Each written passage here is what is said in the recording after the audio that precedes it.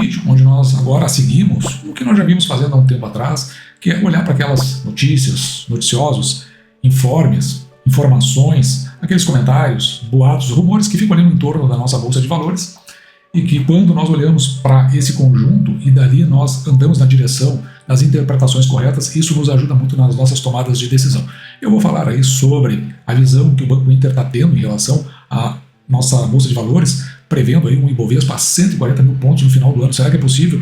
E também vamos dar uma olhada por que o Banco ABC foi colocado de lado. O Banco ABC, que nós ainda não estudamos os resultados, porque até hoje, e hoje é dia 10 de março de 2025, agora são aproximadamente 9 e 10 da manhã, então até o presente momento, mais de mês, o Banco ABC ainda não publicou seus resultados no formato IFRS.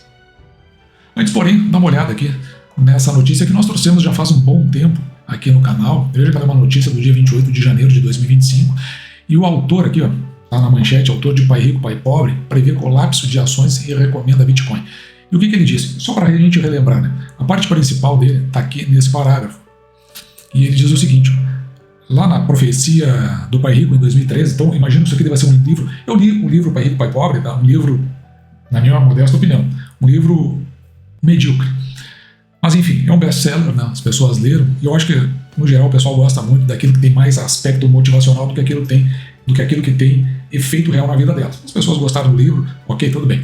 Na minha visão, modesta, é um livro medíocre. Mas eu acho que aqui é um outro livro dele, ele avisou que a pior quebra da história do mercado de ações estava chegando. E que, segundo ele, isso aconteceria em fevereiro de 2025. Nós já estamos no dia 10 de março, não quer dizer que não possa acontecer ali por 2, 3, 4 meses, mas segundo a previsão dele, isso não se sucedeu. Mas agora indo para a questão que nos importa aqui no canal, que eu acho que nos dá uma base mais consistente para aquilo que a gente pode esperar, principalmente da nossa bolsa no final do ano. O Banco Inter diz que o Ibovespa está muito barato, e eu concordo, e projeta aqui o índice a 140.200 pontos no final de 2025. Os mercados emergentes, segundo o Banco Inter, voltaram ao radar dos investidores gringos. Eu acho que isso aqui tem um pouquinho de sentido. Veja que essa aqui é uma reportagem que está assinada por Liliane de Lima, e ela é do dia 7 de março de 2025, ela é uma reportagem da última sexta-feira. Então, talvez eles estejam até comentando em função desse movimento que teve de ascensão da nossa bolsa na última sexta-feira, no dia 7. O banco prevê um salto de um pouco mais de 12% nos próximos 9 meses, então está levando em consideração até o final do ano. A expectativa é menor que a projeção anterior deles, que era de 143.200 pontos. E que seja menor, eles acham que ainda tem esse espaço de ascensão. A revisão para baixo, ou seja, de 143 para 140, é justificada por um clima agridoce nos ativos brasileiros neste momento. Então, aqui está a principal explicação. O mercado já está desacreditado em um ajuste que resolva os problemas ainda neste governo, e fato que tem feito não só o investidor institucional, mas o individual seguirem o fluxo vendido na bolsa. E claro, né, que se gera desconfiança e tem o fluxo vendido, você empurra o índice para baixo. Além disso, a Bolsa Brasileira já tem antecipado as eleições de 2026. Aqui eu já não sei, aqui eu já tenho minhas dúvidas. Eu acho que tem muito que andar pela frente, não acredito que se tenha uma visão clara do que de fato seja o pleito. E também acho que não se tem uma visão clara aqui de que foram adotadas as medidas que o governo dele vai fazer, principalmente do ponto de vista populista, para garantir uma reeleição em 2026. Mas tem uma parte aqui que eu concordo, né? Bolsa Brasileira está muito barata para que a gente ignore. Ele segue aí comentando que o investidor estrangeiro está muito preocupado com o valuation, né, com a avaliação que eles fazem da Bolsa Americana, com a inflação e guerra comercial, e eles passaram a olhar para o investidor, eles consideram que ele passou a olhar para o que ficou para trás, não só nos Estados Unidos, mas também fora dos Estados Unidos, e aqui está considerando, né, fazendo até um ponto de ligação com a nossa Bolsa aqui do Brasil. Por isso que ele vem citar aqui a nossa bolsa no parágrafo mais abaixo. Hoje somos uma das bolsas mais baratas do mundo e novamente ficamos barato demais para ignorar, também concordo com esse ponto de vista. E aí eles levam aqui em consideração o PL, né, que é o preço sobre o lucro. Eu vou comentar isso aí daqui a pouquinho. A nova projeção estima o índice negociado a 7,5 vezes o PL, ou seja, é uma subida da bolsa, porque nesse momento está a 7 vezes o PL. Eu fiz esse resumo aqui da reportagem dessa que a gente viu agora há pouco. Eu vou deixar para você, aqui já está, né, aqui na descrição do vídeo, e aqui tem um comentário aqui, né, sobre o PL, que é a relação do preço da ação sobre o lucro líquido por ação. Então é um indicador usado para avaliar o preço de uma ação em relação aos seus lucros. Ele é calculado dividindo o preço atual da ação pelo lucro por ação. E conforme eu disse agora há pouco, Um PL alto indica que os investidores estão dispostos a pagar mais por cada real de lucro da empresa. Um PL baixo indica que os investidores estão menos dispostos a pagar cada real de lucro da empresa. Então, quando a bolsa como um todo está com PL baixo, significa que os investidores não estão dispostos a esse pagamento. Os investidores ainda estão um pouco cautelosos com o PL do Ibovespa, porque há alguns fatores que podem afetar a lucratividade das empresas brasileiras, como a inflação, os juros altos, a incerteza política.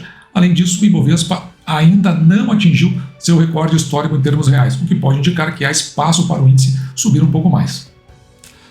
O PL atual do Ibovespa está relativamente baixo em comparação com os níveis históricos. Mas esse é só um dos indicadores, é importante você olhar outros, eu só trouxe ele porque ele faz parte da reportagem. Essa reportagem aqui ela é um pouco mais antiga. Veja aqui, ó, ela é assinada por Renan Dantas, ela é do dia 11 de fevereiro de 2025, então, como hoje é dia 10, ela reporta há um mês atrás. Eu só não comentei ainda sobre o Banco ABC, porque o Banco ABC não publicou ainda, né, os seus resultados no formato IFRS. Estou aguardando, assim que publicar a gente vai trazer tudo isso no conjunto, mas eu achei importante trazer essa informação porque, ainda que tenha se passado um ano, isso ainda reflete nos dias atuais. Veja que o mercado está castigando o ABC por conta da inadimplência, e 2025 tende a ser mais desafiador que 2024. Tem um pessoal que gosta do ABC e volta e meia eles fazem comentários aqui no canal sobre isso. O aumento do lucro de 14% e da rentabilidade não foram suficientes para animar investidores que viraram a cara para o Banco ABC. Hoje está em torno de R$20 a ação, acho que talvez esteja um preço interessante e é uma ação que eu considero colocar na carteira do canal. A ação fechou em queda de mais de 5%, isso depois da apresentação dos resultados lá atrás, um mês atrás. O problema foi a elevação das despesas com a PDD, provisão para devedores duvidosos, que teve essa alta aqui ó, de 26%. E essa alta é explicada por maior expectativa de deterioração na qualidade do crédito, junto com a maior inadimplência observada nesse segmento aqui, que é o middle. Se você for lembrar lá, são as médias empresas, né? Ele trabalha com as empresas financeiras e de alto nível, e depois as empresas de alto nível, e depois as empresas, o segmento das médias empresas. Tudo isso classificado conforme a receita dessas empresas. Para Ricardo Moura, diretor de Relações com Investimentos, Estratégias e Business Development, é preciso olhar além desses números. Em entrevista à Money Times, isso aqui tudo reporta a entrevista que foi feita, ele destaca que a carteira de crédito também cresceu 15%. E adiante aqui na entrevista que ele está dando, né, ele entende que alguns períodos podem apresentar números um pouco baixos. O mais importante, na visão dele, é analisar a relação entre as despesas das provisões para devedores duvidosos e a carteira, e não apenas o número absoluto aqui desta PDD. Ou seja, ele está dizendo o seguinte, né, tudo bem, eu estou aumentando as minhas provisões, mas eu também estou crescendo em número de concessão no crédito. Ou seja, a carteira está crescendo. O BB Investimentos foi uma das casas que mudou o humor com relação ao papel ao ver os números. Então eles mudaram.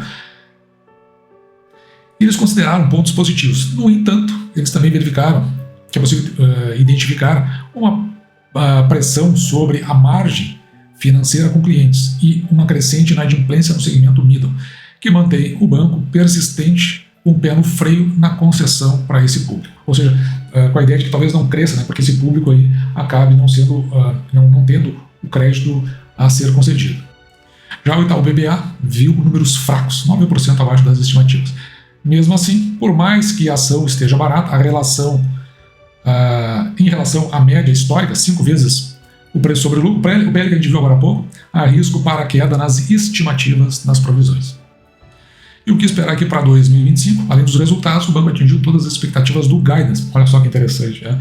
Esperadas para o ano e as publicou para o ano de 2025. Então eles atingiram o guidance, o mercado não gostou, então empurrou lá para baixo, e ainda publicaram para 2025. A carteira de crédito expandida, crescimento de 7% a 12%. Despesas de pessoal e outras, crescimento de entre 6% e 11%, e índice de eficiência aqui, um índice interessante, né? Está abaixo dos 40%. Quando está abaixo dos 40% eu considero muito bom, quando está abaixo dos 30% eu entendo que é excelente. Com isso, o banco espera entrar em 2025 com o pé no freio, já que cresceu 15% no ano passado. Está dizendo assim, eu vou crescer menos, né, em 2025, talvez também. Eu acho que isso aí é um fator que, a meu ver, esse crescimento que está aqui, ó. Eu acredito que esse fator aqui se torna muito mais relevante até do que os números que foram apresentados em si. Depois, quando eu olhar o IFRS, talvez eu traga uma visão um pouco até mais completa, né, sobre essa posição. Ou seja, o pessoal ficou reticente, na minha visão, muito mais por conta desse guidance. E também estou deixando aqui embaixo umas observações sobre essa reportagem, traz o resumo como um todo da reportagem. Aqui tem comentários sobre o resultado, interessante aqui, perspectivas para 2025, com base no que está sendo colocado no guidance, a gente viu agora há pouco. E a ideia desse guidance, que provavelmente comprometeu a ação, o valor da ação no mercado, a explicação mais ou menos está aqui embaixo. O banco, como a gente viu agora, né, ele espera entrar em 2025 com o pé no freio, já que cresceu 15% no ano passado, e ele entende que o ano de 2025 seja pior que 2024, com taxas de juros mais altas, inflação um pouco maior e um crescimento também do PIB menor. Isso aí talvez tenha o efeito mais significativo, não o PIB, né, mas o conjunto de todas essas informações tem o efeito mais significativo que levou o banco a ficar bem mais reticente em relação ao que pode acontecer no ano de 2025. Ainda faltam, né, algumas empresas a anunciar os seus resultados. A Taesa, por exemplo, não colocou ainda. Entre uma e outra que a gente espera. A Copasa, por exemplo, que a gente gosta muito de ver. Mas, à medida do possível, nós vamos dando uma olhada nos resultados dessas empresas. Alguns que já foram colocados, Sanepar, talvez a gente traga logo em breve. Seria bom até para a gente ver um comparativo ali com a Copasa. Mas, enquanto isso não acontece, voltamos ao que é uma das essências aqui do canal, que é justamente a gente olhar para conjunto das notícias para a gente ir formando uma posição mais interessante e olhar com mais profundidade como o mercado está se comportando. A gente viu aí algumas dessas informações, isso aí nos ajuda muito, né, a entender melhor o que está acontecendo e assim a gente poder ter uma qualidade de tomada de decisão bem mais acurada. Porque com relação ao Banco ABC, eu não tenho a mesma visão que o mercado, tenho a impressão que é um banco que eu considero muito colocar na carteira, ainda que eu considere que esse ano sim vai ser mais ou menos como o próprio banco está olhando, e aliás os bancos como um todo estão olhando assim, um ano bastante complicado. Não terá os mesmos efeitos que a gente viu no ano de 2025. Por isso, claro, né, muitos ficaram com o pé no freio. E dito isso, eu vou ficando por aqui. Espero que você tenha gostado. Me despeço de você, desejando que você fique com Deus e deixando, como sempre, um grande abraço.